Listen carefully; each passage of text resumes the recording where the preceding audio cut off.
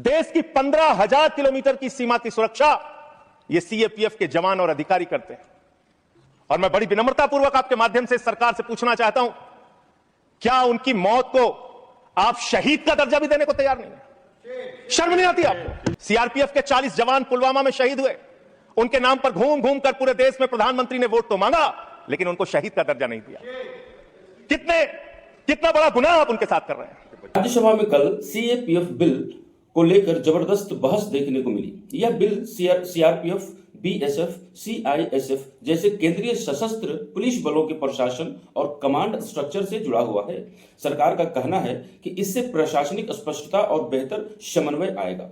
वहीं विपक्ष इसे संविधान, फेडरल ढांचे और बलों की स्वायत्तता के लिए खतरा बता रहा है। इसी मुद्दे पर राज्यसभा में आम आदमी पार्टी के सांसद संजय सिंह ने सरकार को घेरते हुए तीखा सवाल उठाया है। आइए संजय सिंह का स्पीच सुनते हैं। श्री संजय सिंह, 12 मिनट्स। धन्यवाद महोदय, आपने इस अति महत्वपूर्ण बिल पे मुझे अपनी बात कहने का मौका दिया। महोदय, आज पूरा देश इस संसद को देख रहा होगा। पूरे देश की सीमाओं पर 15,000 किलोमीटर भारत की सीमा को सुरक्षा करने वाले हमारे जवान, हमारे अधिकारी आज हमारी इस डिबेट को सुन रहे होंगे और वो देख रहे होंगे कि किस तरह से मोदी जी की सरकार उन जवानों के साथ, उन अधिकारियों के साथ जो अपने प्राणों की आहुति देकर देश की रक्षा करते हैं, उनके साथ अन्याय करने जा रही है, घोर पाप करने जा रही है। इसलिए महोदय, मैं इस बिल के विरोध में अपनी बात कहने के लिए खड़ा हुआ हूं। एक फिल्म आई थी बॉर्डर, उस फिल्म का गाना था, संदेशे आते हैं हमें तड़पाते हैं, जो चिट्ठी आती है तो पूछे जाती है कि घर कब आओगे। हम तो पार्लियामेंट का सेशन खत्म होता है घर जाते हैं, लेकिन हमारे वो जवान जो सीमाओं की रक्षा करते हैं वो घर नहीं जा पाते। दिवाली हो, होली हो, तमाम त्योहार हो, शादी हो, ब्याह हो, चाहते हुए भी अपने घर नहीं जा पाते। महोदय, देश की 15,000 किलोमीटर की सीमा की सुरक्षा ये सीएपीएफ के जवान और अधिकारी करते हैं। और मैं बड़ी विनम्रतापूर्वक आपके माध्यम से सरकार से पूछना चाहता हूं, क्या उनकी मौत को आप शहीद का दर्जा भी देने को तैयार नहीं है? शर्म नहीं आती आपको? आप हमारे जवान जो शहीद होते हैं सीएपीएफ के, बीएसएफ के, एसएसबी के, सीआईएसएफ के, सीआरपीएफ के, आईटीबीपी के, उनको शहीद का दर्जा भी नहीं देते। सीआरपीएफ के 40 जवान पुलवामा में शहीद हुए, उनके नाम पर घूम घूम कर पूरे देश में प्रधानमंत्री ने वोट तो मांगा, लेकिन उनको शहीद का दर्जा नहीं दिया। कितना बड़ा गुनाह आप उनके साथ कर रहे हैं। सीएपीएफ का फुल फॉर्म हुआ सेंट्रल आर्म्ड पुलिस फोर्सेस। तो दोस्तों यहाँ पे ये बातें हो रही है। आप देखे भी होंगे, आपको पता है कि पुलवामा में जब हमारे 40 सीआरपीएफ के जवान आरडीएक्स से उड़ा दिए गए थे, आतंकवादियों ने जो उनके कॉन्वॉय पे हमला किया था, तो जो हमारे जवान शहीद हुए थे सीआरपीएफ के, मांग की गई थी कि इन्हें शहीद का दर्जा दिया जाए। शहीद का दर्जा उन्हें नहीं दिया गया। तो ये बहुत सारी बातें, इन्हें कैंटीन की व्यवस्था नहीं मिलती है, जैसे हमारी सेना को कैंटीन की व्यवस्था मिलती है, सीएपीएफ के जवानों को कैंटीन की व्यवस्था नहीं मिलती है, उन्हें शहीद का दर्जा नहीं मिलता है। आप देखे हैं आज अमित शाह का स्पीच आया है नक्सलवाद के ऊपर में कि नक्सलवाद हमने पूरी जड़ से खत्म कर दी। कि नक्सलवाद को जड़ से खत्म किसने किया? इन्हीं जवानों ने किया, इन्हीं सीएपीएफ के जवानों ने किया। देश के अंदर में जितने भी तरह की जो बातें आती है, उससे मुकाबला कौन करता है? हमारे सीएपीएफ के जवान ही करते हैं। चाहे नक्सलवाद से लड़ना हो, चाहे आंतरिक कहीं पे कोई मामला हो, देश के अंदर आंतरिक मामला किसी भी तरह को जहां पे फोर्स की जरूरत हो, तो वहां पे ये सीएपीएफ के ही जवान जाते हैं। तो उन्हीं के बारे में ये बातें हो रही है। जो सेक्रेटरी एमएचए थे, उन्होंने कहा, finding avenues of promotion for officers of the IPS can not be the overriding objective. It would be very harmful to the morale of the force if in or anxiety to put IPS officers as commandants, we were to deny promotion to experienced officers who have worked hard and proved themselves. फिर दूसरी report आई 66 से 77 में, KF Rustam जी की first director general BSF. तीसरी report आई V G कानेतकर की 1966 में। फिर चौथी रिपोर्ट आई 2008 में आईएमएम अहमदाबाद की। फिर पांचवी रिपोर्ट आई 2015 में 7th पे कमीशन की। और दो महत्वपूर्ण रिपोर्ट आई, मुझे लगता है चिदम्बरम साहब यहां नहीं बैठे होंगे, एक चिदम्बरम साहब की कमेटी की रिपोर्ट आई और एक एस्टीमेट कमेटी को चेयर कर रहे थे आपके आदरणीय पुरोधा भारतीय जनता पार्टी के पूर्व अध्यक्ष मुरली मनोहर जोशी जी। उनकी रिपोर्ट थी कि सीएपीएफ के अधिकारियों को प्रमोशन का वैसा ही मौका मिलना चाहिए जैसा कि आईपीएस अधिकारियों को मिलता है। ये मुरली मनोहर जोशी और पी चिदम्बरम जी की रिपोर्ट है। वो गृह मंत्री रह चुके हैं भारत सरकार के। इसके अलावा अब मैं इनकी शहादत के बारे में बताना चाहता हूं। उनकी संख्या जवानों की और अधिकारियों की 11 लाख है। CRPF 3,13,678, BSF 2,92,000, CISF 1,60,000, ITBP 89,000, SSB 97,000। ये इनकी संख्या है पूरे देश में। महोदया, इनकी शहादत जो हुई है आपको जानना चाहिए, पूरे देश को जानना चाहिए कितनी बड़ी शहादत है इनकी। सीआरपीएफ के 62 जवानों ने अब तक अपनी शहादत, 62 अधिकारियों ने अब तक अपनी शहादत दी है और सभी रैंक के अधिकारियों और जवानों को मिला दिया जाए तो 2290 अधिकारियों और जवानों ने अपनी शहादत दी है। बीएसएफ के 85 अधिकारियों ने अब तक अपनी शहादत दी है और 2014 सभी रैंक के अधिकारी और जवानों ने अपनी शहादत दी है। सीआईएसएफ के एक अधिकारी ने अपनी शहादत दी है और 126 सभी रैंक के जवान और अधिकारियों ने अब तक अपनी शहादत दी है। आईटीबीपी के 13 अधिकारियों ने अब तक अपनी शहादत दी है और 182 सभी रैंक के अधिकारी और जवानों ने अब तक अपनी शहादत दी है। एसएसबी के 5 अधिकारियों ने अब तक अपनी शहादत दी है और सभी रैंक को मिला लिया जाए तो 51 अधिकारियों ने और जवानों ने अब तक अपनी शहादत दी है।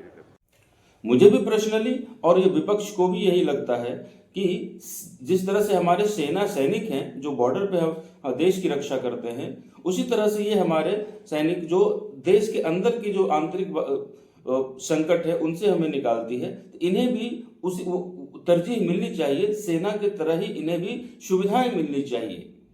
यही बात विपक्ष भी मांग रहा है जो इस बिल में शामिल नहीं है। वीर गति को प्राप्त हुए उनको तो शहीद आप मानते भी नहीं है। महोदया, मैं कुछ बड़े हमले जो देश में हुए उसको बता के, जब 2001 में भारत की संसद पे हमला हुआ, यह संसद अगर सुरक्षित है तो हमारे 19 सीएपीएफ के जवानों की बदौलत सुरक्षित है। 9 जवानों ने अपनी शहादत दी। मुंबई अटैक में 160 जवान और लोग अपनी शहादत दी। कश्मीर में 2014 में 20 जवानों ने अपनी शहादत दी। 2014 में वेस्ट बंगाल के एक्सप्लोजन में 2 जवानों ने अपनी शहादत दी। 2015 में 10 पुलिस फोर्स के लोगों ने अपनी शहादत दी। पठानकोट में 7 जवानों ने अपनी शहादत दी। 2016 में उड़ी अटैक में 19 जवानों ने अपनी शहादत दी। अमरनाथ के अटैक पे 7 जवानों ने अपनी शहादत दी। सुकमा अटैक में 9 सीआरपीएफ के जवानों ने अपनी शहादत दी और 2019 में 40 सीआरपीएफ के जवानों ने अपनी शहादत दी। पूरे देश में उनके नाम पे आपने वोट मांगा, लेकिन उनको शहीद का दर्जा आज तक नहीं दिया। महोदया, कब से इनका मामला चल रहा है और कितना खेल आपने किया इनके साथ। आप देखिए, 2010 में सीआरपीएफ के एक असिस्टेंट कमांडेंट की भर्ती होती है, 15 साल में कोई प्रमोशन नहीं। बीएसएफ के एक जवान की असिस्टेंट कमांडेंट की भर्ती होती है, 13 साल में कोई प्रमोशन नहीं। और एक आईपीएस अधिकारी की 2012 में भर्ती होती है, 13 साल में 4 प्रमोशन उसको मिलते हैं। हम आईपीएस के प्रमोशन के खिलाफ नहीं है, लेकिन सीएपीएफ के अधिकारियों को प्रमोशन क्यों नहीं, ये तो कम से कम आपको बताना पड़ेगा। इसी प्रकार से डिप्टी कमांडेंट पे 18 साल में 1 प्रमोशन बीएसएफ सीआरपीएफ को और 20 साल में 1 प्रमोशन बीएसएफ को, और आईपीएस अधिकारी को आईजी रैंक पे 19 साल में 5 प्रमोशन मिलकर आईजी वो बन जाते हैं। इसी प्रकार से 2003 में सेकंड इन कमांडेंट पे पहुंचता है एक सीआरपीएफ का अधिकारी, और बीएसएफ 1997 में सेकंड इन कमांडेंट बनते हैं, 1997 बैच के अधिकारी, और एडिशनल डायरेक्टर जनरल 1998 का आईपीएस बन जाता है। अब इनकी दशा क्या है मान्यवर, जो साथ किया, कैसे कैसे किया, यही अंतिम बात कह के अपनी बात समाप्त करूंगा। कब से ये लोग कानूनी लड़ाई लड़ रहे हैं। 2012 में इन्होंने हाई कोर्ट दिल्ली में एक रिट पिटीशन दाखिल किया। फिर 2015 में इनको दिल्ली हाई कोर्ट से इनके पक्ष में आदेश आया। 16 में फिर आप इनके खिलाफ चले गए। फिर फरवरी में सुप्रीम कोर्ट ने आपके आदेश, आपकी एसएलपी को रिजेक्ट किया। फिर 2 अप्रैल 2019 में फिर इनके पक्ष में आदेश आया। फिर 3 जुलाई 2019 को, सबसे महत्वपूर्ण यह है महोदया, 3 जुलाई 2019 को, मेरे ख्याल से 2 कैबिनेट मंत्री तो हैं, वो जरूर रहे होंगे उस कैबिनेट में, कैबिनेट ने पास किया महोदया, इसी सरकार के कैबिनेट में क्या लिखा है इसमें? This would result in grant of NFFU to eligible Group A executive cadre officers of CAPF. The decision would also benefit Group A executive cadre officers of CAPF for availing the benefit of NFSG at an enhanced rate of 30% as per guidelines. ये आपके cabinet का आदेश है। Cabinet का आदेश आप खुद ही पलट रहे हैं। जो 2019 जुलाई में आपने इन अधिकारियों के पक्ष में एक निर्णय लिया, उसको आप खुद से पलट रहे हैं। महोदया, मैं आपके माध्यम से इस सरकार से कहना चाहता हूं, इन जवानों के साथ, इनके अधिकारियों के साथ ये अन्याय मत कीजिए। ये देश आपको माफ नहीं करेगा। ये भारत की सुरक्षा करते हैं, सीमाओं की सुरक्षा करते हैं, संसद की सुरक्षा करते हैं, एयरपोर्ट की सुरक्षा करते हैं।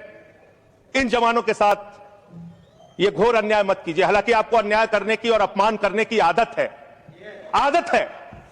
स्वर्गीय बीजू पटनायक जैसे बहादुर व्यक्ति की आपने अपमान किया। आपसे इस विषय बीजू पर पटनायक जैसे बहादुर, मैं महोदय इसी से इस विषय पर मैं खत्म कर रहा हूं। 1948 में पंजाब रेजिमेंट को युद्ध के वक्त बीजू पटनायक जी ने एक पायलट के तौर पर सीमा पे पहुंचाया था। आप उनको CIA का एजेंट कहते हैं। शर्म आती है आपके ऊपर। ये आप कर रहे हैं। आप अपमान करते हैं लगातार जिन्होंने इस देश के लिए अपना योगदान दिया। महोदया, मैं आपके माध्यम से बस खत्म कर रहा हूं, 1 मिनट में खत्म कर रहा हूं। महोदया, मैं आपके माध्यम से कहना चाहता हूं, देश पर ध्यान दीजिए, देश के लोगों की चिंता कीजिए। आज जब मैं आ रहा था तो यहां पे पता चला, आप तो कहते हैं ये देश नहीं झुकने दूंगा, ये देश नहीं झुकने दूंगा।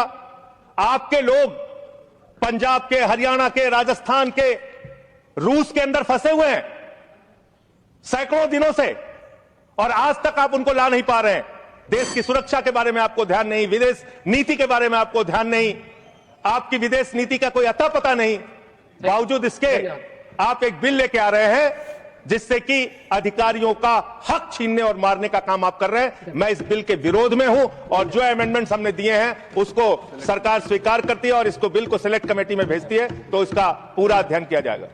नेक्स्ट 3 तो आपने संजय सिंह का तेज तर्रार भाषण सुना। ऐसे उनका भाषण स्पीच जो है राज्यसभा का इसी तरह का ओजस्वी, तेजस्वी और तेज तर्रार भाषण रहता है। तो दोस्तों, आपको ये उनकी स्पीच कैसी लगी? आगे मैं CAPF के ऊपर एक डिटेल वीडियो में बना करके लाऊंगा। उसमें बहुत सारे मुद्दे हैं जिस पे बातें करनी है, डिटेल से बातें करनी है। तो आज तो मैं इनका स्पीच सुनाना था, इसके लिए मैं छोटा सा क्लिप ही उनका रखा हूँ। तो आपको ये वीडियो कैसे लगी? आप थोड़ा लाइक करेंगे, चैनल पे हमारे अगर नए हैं तो सब्सक्राइब करेंगे। आपको इस तरह के नए वीडियो देखने के लिए मिलेंगे। तब तक के लिए बहुत बहुत धन्यवाद।